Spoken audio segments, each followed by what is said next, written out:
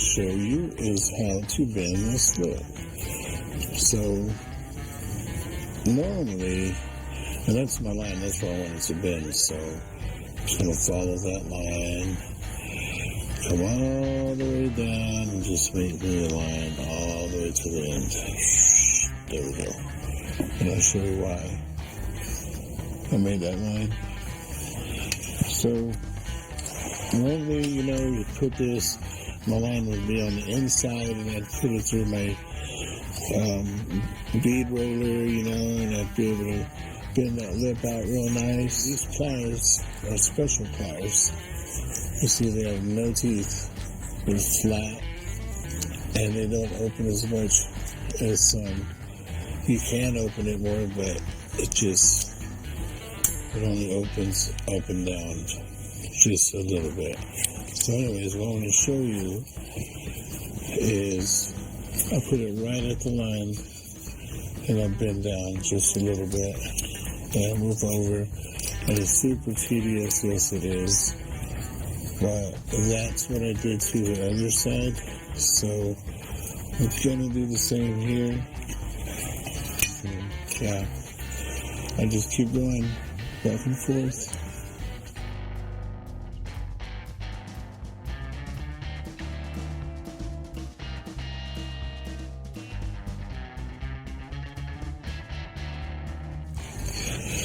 Okay, I've made me a few notes. Right here, I'm going to cut. Later on, this is a curve that I need to follow. Down here, I don't know. I'm going to cut this first once this is off. Hopefully this bottom piece comes to place. Because right now, I don't know yet. So now what I'm trying to do is get this to set right. So I'll start trimming on this lip until it sits where I want it.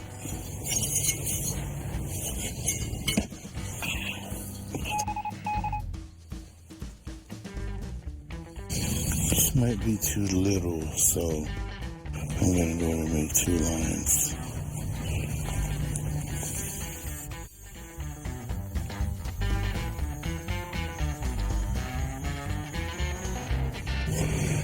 All right. Now, you see I trimmed on the first line I did, and I'm going to trim it a little bit. You see it's square, and I need this to come in at the top. And this is what I call a experienced guess. There we go. Man, look at that. Alright, we stick with that. So my calculation was correct. I do need to cut, say, from here to here. So the best way that I know how, since I don't have a foldable, bendable, straight edge. Oh, what am I doing? I'm over here fighting myself. I need to hold it right here where I can see them both. So there we go. And as I tack this in place, I'll be twisting it where I need to go. I need the big hammer. I'm trying to see.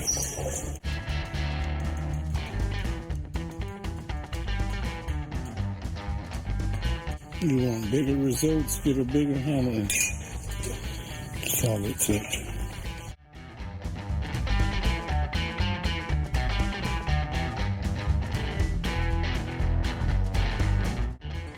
It is now starting to take shape.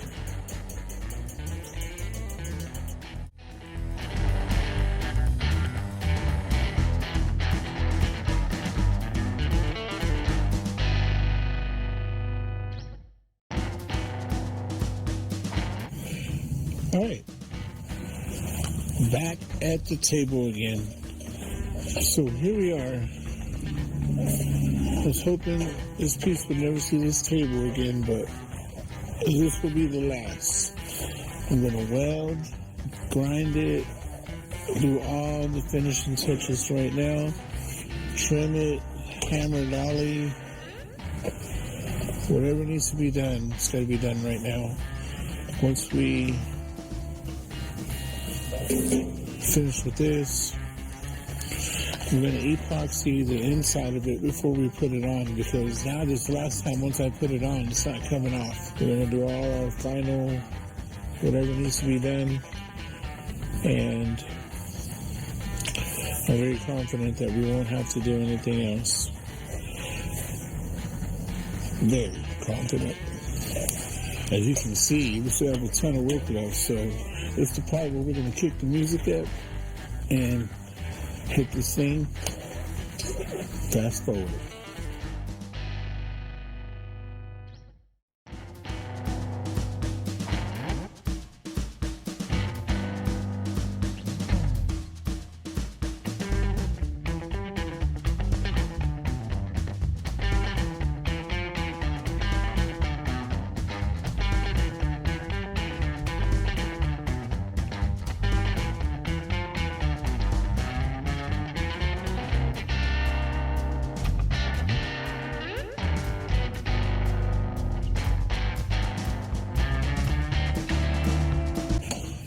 Here we are. Time to repair the frame. As you can see, it's been damaged.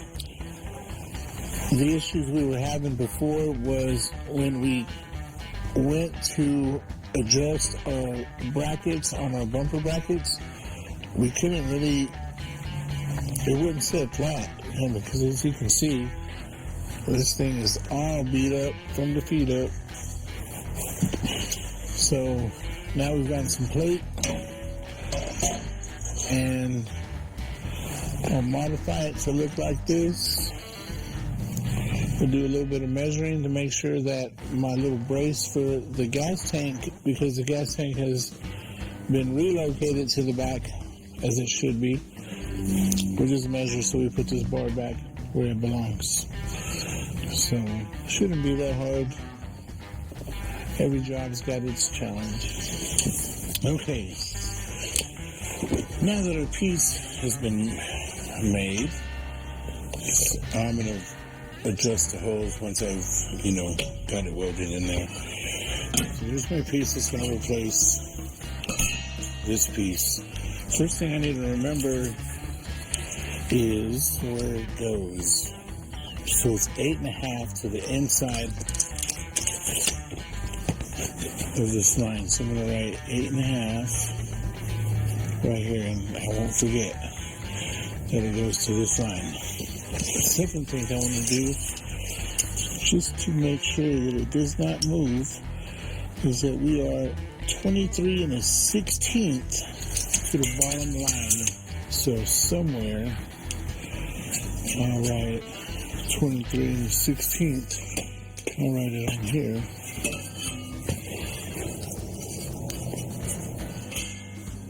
So now that we've established where this stays, we can cut it. But before we cut it, I really need to lock in my piece. As you see, my piece comes back pretty far. I don't want to get into my leaf spring mount, so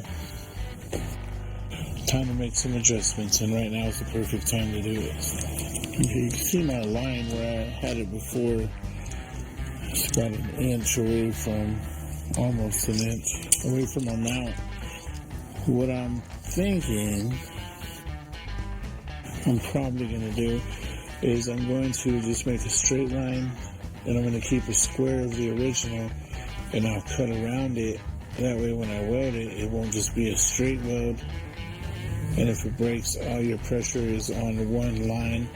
I will actually weld it straight at the bottom, come up, come in, go up, back this way, and then back straight again. That way my weld,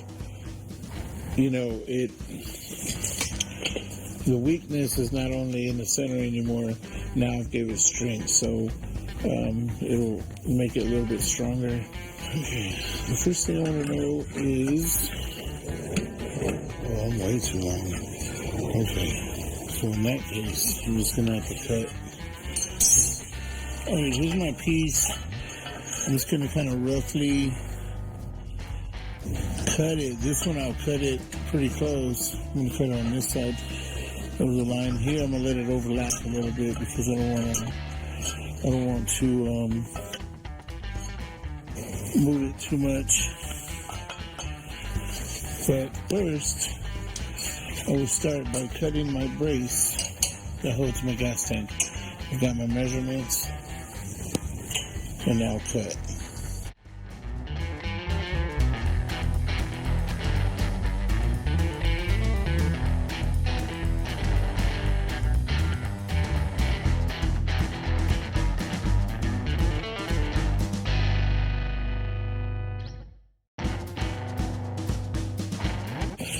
Well, I thought I was talking to you, but I was talking to myself. I didn't know I had it on time warp.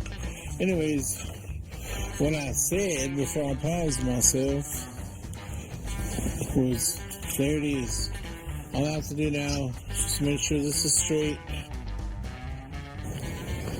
Right there. I'll start tacking it in place. I'll move this. I'll tack it, and then I'll start checking everything, make sure that nothing moved and everything stayed where it's supposed to be. So,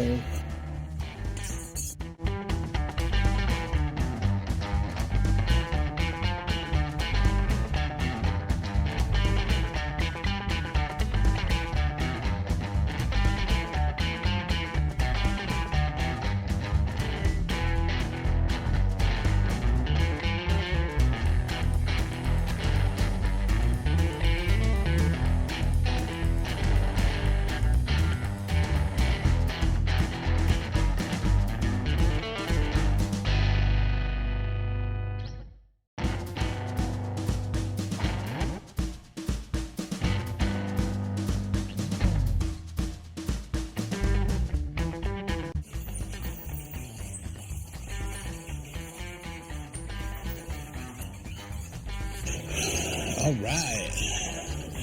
So now that our piece has been installed, solid as a rock, we will go with the gas tank. Reinstall it. That way, when I put the bed on, I'm not underneath. I can get to my stuff to lay down, so I don't know who I'm fooling. You are, get back in bed. This is so cool. Here, I thought it was dented. I thought for some reason the bed came in and hit it, but no, it's designed this way. It's got a little dent here, but no big deal. I'm going to take advantage now that the bed is off, and I will strip it. Once I strip it, get this back glass out, I don't think we need it, so we don't have to be too careful getting them out.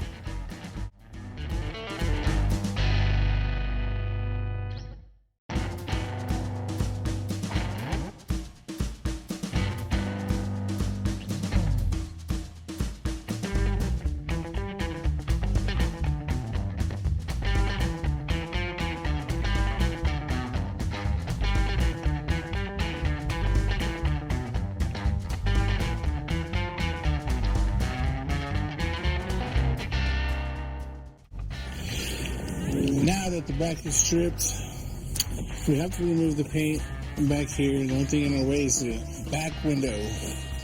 So, the easiest way that I've thought of to get this back window out, and hopefully you guys agree with me. Looks probably thinking, what's he doing? Here we go.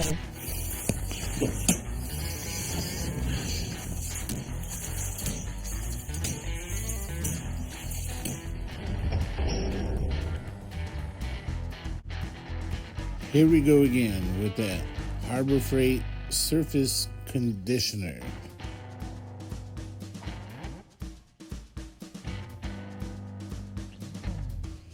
Small little detail work with my 3-inch grinder using a red cookie. And for the fine detail, we do it by hand. Get in there. Good job, wife.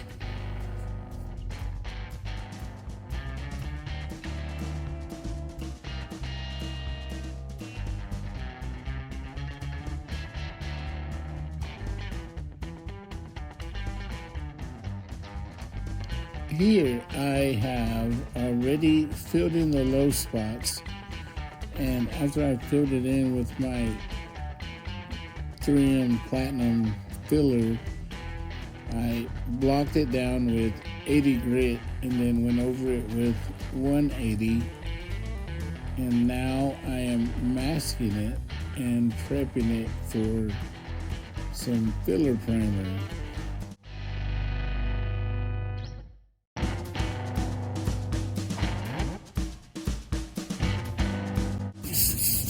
So today I'm going to block this whole rear cab. It's already been bodyworks, and now this is my filler primer. I put like 5 coats of this 2K filler primer, and then I'm going to do the front of the bed because I want to put it back together.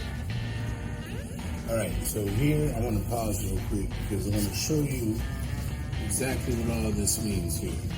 This is my flat block that I'm using. As you see here, most of the stuff looks pretty flat. I've got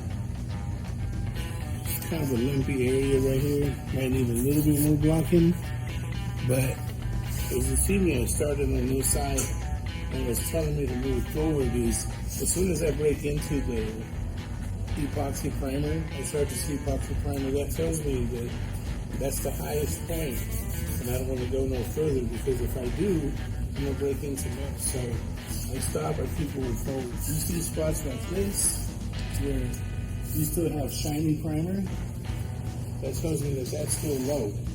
So I'll come back for a little bit of glaze coat because it's not that low, and we'll continue on. Up here is a little harder to get the block, so I use my special block. These are super expensive.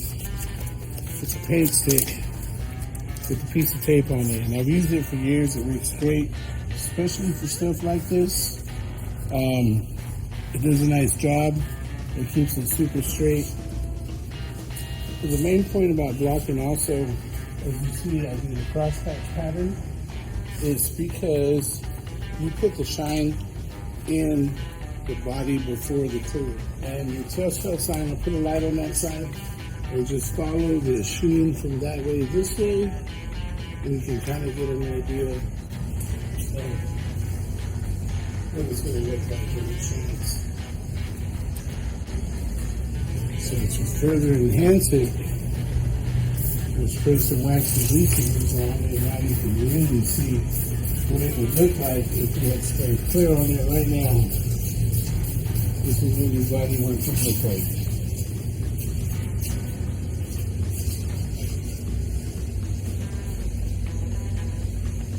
Not too bad. See small things from the way to the glaze coat. I'll block it in once I get these next coats of primer on this. This thing will be ready to block out and be super straight. That I can guarantee. There it is. Blocked, primed, reblocked. Bodyworked, whole 9 yards. So, let it mask off again. I'm going to spray a final primer back here. Hopefully it's the final primer. Once we start blocking it, if you see anything weird or anything, we'll just re-primer the spot. Overall, it looks really good. I'm very happy with it, and I'll be happy to primer it and get it done next. Back to the bed. Some of you may be wondering why I primered this and I still have dents, and I didn't repair my dents before I primered it. The reason is I'm in Texas where it's dry. very little humidity, super dry air. I mean, it's awful. Anyways, I just wanted to show you that it can still be done if you strip it to bare metal. You metal condition your metal. We use gems. We cleaned it all really, really good. Let it dry. After it dried, we de-ate it with 80 grit to get all, the gems off of it that was dry. That little film that it left on my sheet metal. Cleaned it with wax and grease remover, and then we continued to, we primered the whole thing. So now I'm going to show you how you fix dents after you've primered it already. And it's almost the same thing.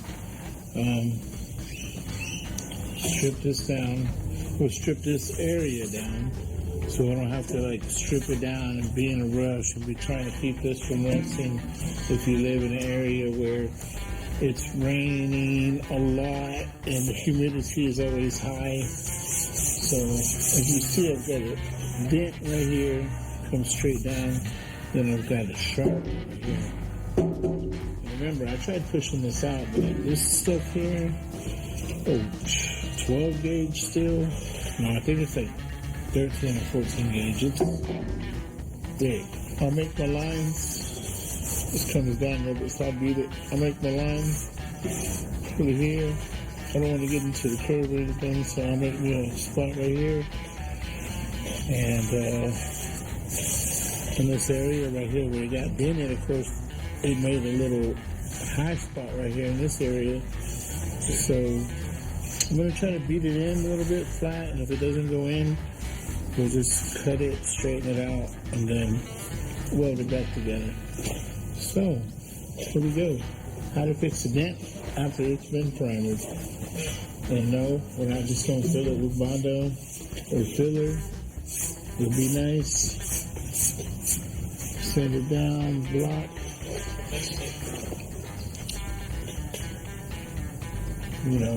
Back in the day, that's how filler got its reputation. Bondo, they call it, got its reputation. Was all these shops that go in there, and instead of fixing the dents, they would just fill it. The dent would still be there. Primer it, paint it, give it back. You think that it's brand new, so you hit that big bump, and that chunk cracks or falls off, and then you're like, oh no, what happened? So we're not going to do that or get into any of that drama.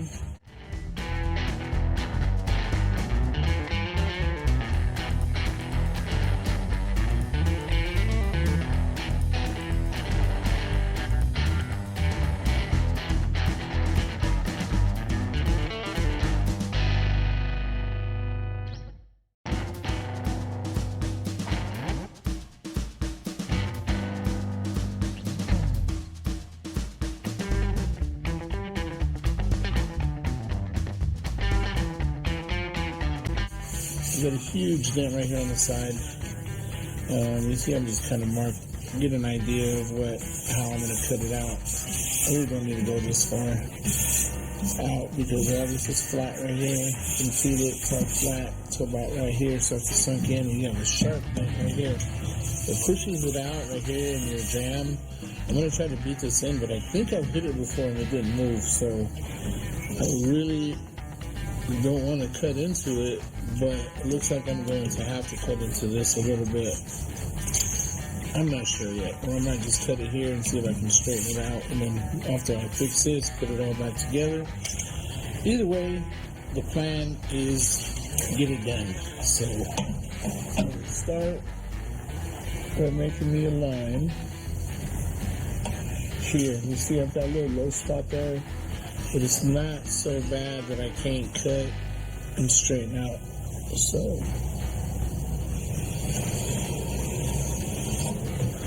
there it is. Second line, same here. Got a little tiny dent right there. It's not going to be a big deal. All I'm going to do is do a little line over it. Here we're right by the edge, so it's kind of hard to figure out what's good. So there we are. Here, like I said, I'm not going to go this far back because it's kind of a lot. So I'm going to go about right here, where I know I still have at least 2 fingers worth of straightness. So I know not to mess with any of this, just fix that area. So keep this line straight. And it doesn't really matter if straight line or not, but it's just nicer if you do it straight. And this is the hard part. This one I don't know exactly how I'm going to get this done, but I know it's got to be done. So when a man must, a man can. So there it is. I'll leave this alone. If you're watching this, you've made it this far. Thank you for tuning in. So here we go. Now, I need to pull this out a little bit. It's kind of in, so let me find the correct tool, and I shall pull. And once it all lines up straight, and then we'll place it where it belongs. Brought a couple tools. First, try to get this in there. What I like about this is you can squeeze, and as you squeeze, you see it all straighten out, but it just doesn't stay. A little bit. Secondly, I brought my homemade slapstick and a dolly. Maybe the dolly from this.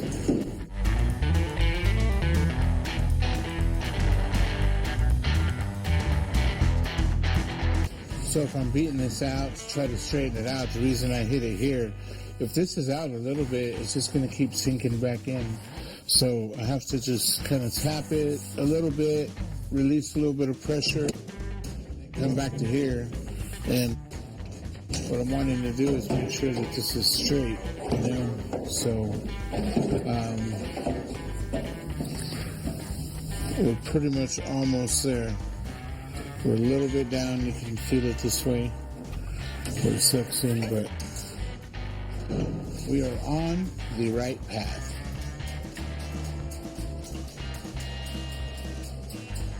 Okay. Now it is time to install my piece. And I blasted all this stuff out as much as I could. Once I got done, this I grinded because it was easy to grind. In here it's hard to grind, so I used my blaster. I'm focused on all the edges and corners because that's where the buildup, you know what I mean, like moisture builds up and then it starts to rust, and the rust turns to scale, and then eventually it just eats through. So I try to stay focused on all the edges and corners, cracks and crevices, and sit there and blasted it all. Then after I did, I sprayed gems on it, and I let the gems sit overnight. Like, I just let it sit overnight. I came in here this morning, looked at it, it looked great. I did a quick little pass over it with some glass material with some sand, just kind of knock off a little bit of the scale, and sealed it. So now it's perfectly sealed just like this is sealed. And now I can put my piece on after I've strained it all out. And once I get it kind of where I think it goes, and then I will line up